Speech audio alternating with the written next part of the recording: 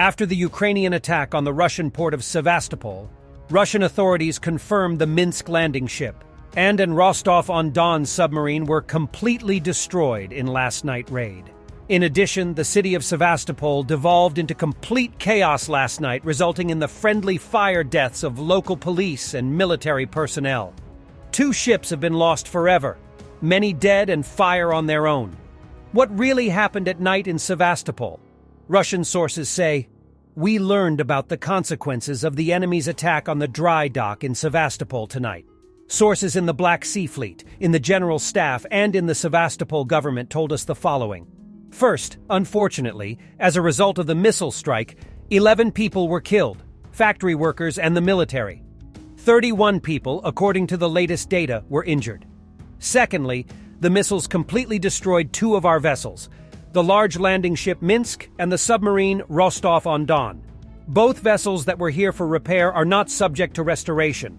In addition, 2 more vessels have been damaged at the Sevastopol, and it may be possible to restore them. The interlocutors refused to say the names of these ships, so that the enemy would not receive valuable information about the result of his terrorist attack. Thirdly, according to updated data, 8 enemy missiles and 2 naval drones were fired at Sevastopol. The drones were destroyed, and only 2 of the missiles were shot down, so the damage from the impact is so serious. Sevastopol Governor Mikhail Razvozhiev has already demanded to strengthen the city's air defense. By the way, we wrote a week ago that the shelling of Sevastopol would be intensified. The head of the city also knew about this. And he does not understand how it was possible not to strengthen the defense of the city despite all the warnings. Fourthly, due to a missile strike at night, a panic began in Sevastopol. The police received information that saboteurs were operating in the city and sent several outfits to search for them.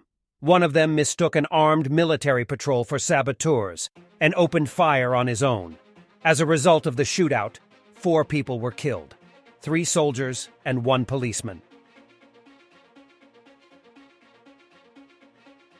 It appears that the Rostov-on-Don Kaliber-armed submarine, which was hit tonight in Sevastopol and was released in 2014, suffered devastating damage too, making it the first Russian submarine lost to enemy actions since the World War II.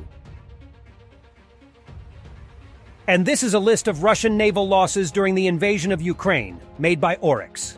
Russian losses are updated with 1 Project 636.3 Improved Kilo-class submarine, damaged, and 1 Project 775 Ropucha-class landing ship, damaged. This list only includes naval vessels of which photo or videographic evidence or loss notices are available. Therefore, the amount of destroyed and damaged naval vessels could be higher than what is recorded here. Derelict naval vessels and civilian craft are not included in this list. Russia lost 16 vessels, of which 10 are destroyed and 6 are damaged. 1 guided missile cruiser Moskva, sunk by Neptune missile. 1 submarines, improved Kilo class, Rostov-on-Don, damaged by a missile strike. 5 landing ships, of which 3 are destroyed and 2 are damaged. 1 Tapper-class landing ship, Saratov, destroyed a Totka-U ballistic missile. 3 Project 775 Ropucha-class landing ships. 1 Cerna-class landing craft, 1 minesweeper, 7 patrol boats, 4 Raptor-class patrol boats, 1 high-speed assault boat, 1 Project small patrol boat, and 1 rescue tug.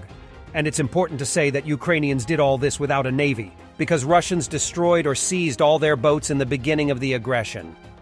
Attention! Great Britain, Germany, USA, and Poland. New threats from depressed Russian propagandist Solovyov. He gloomily predicts that today's attacks in Sevastopol are just the beginning. Это только начало, это надо понимать. Нацистская сволочь, британская, немецкая, американская передаст ракеты, все, которые может, и Атакамс, и Таурус, все, что у них есть. И задача будет главная для них только одна. Причинение максимального ущерба Российской Федерации. И да, мы можем отвечать по Киеву, по Одессе. А отвечать надо по Берлину, по Лондону, по Вашингтону, по Нью-Йорку. По местам скопления не людей, а по административным зданиям, по месту, где принимаются эти решения, и по местам нахождения военных объектов. Надо наносить удар по Польше, по базе, куда все приходит. Надо наносить удар по заводам, которые это производят.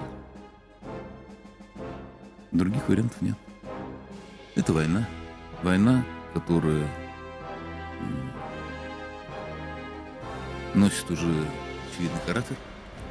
Мы воюем со вселенским злом. It burns wonderfully and explodes. The network showed how the National Guardsmen destroyed the impenetrable tank of the Russian Federation, which the propagandists bragged about.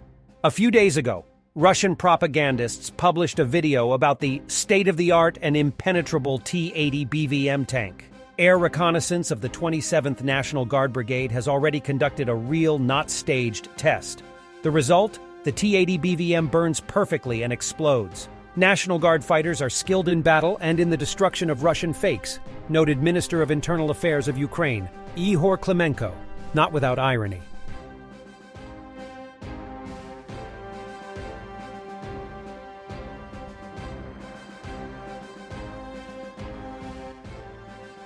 A Ukrainian soldier of the United Assault Brigade, Lyut of the National Police in the center of Klishchivka.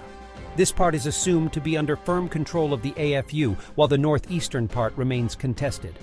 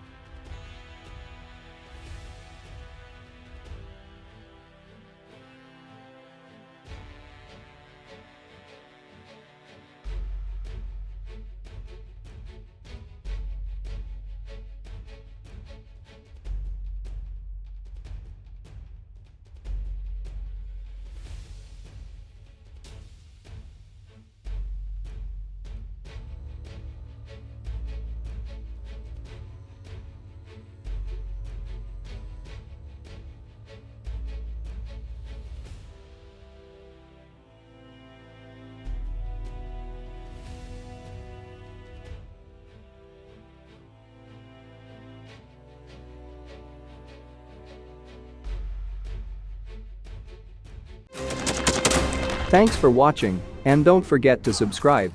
Also, if you want to support Warthog Defense, please become our member and get early access to new videos, exclusive members-only videos, and become administrator in comment section. The membership link is in the description. Rescues every day. We had a guy last week, it's 6 rescues in 6 days. You know, he's doing the job every day.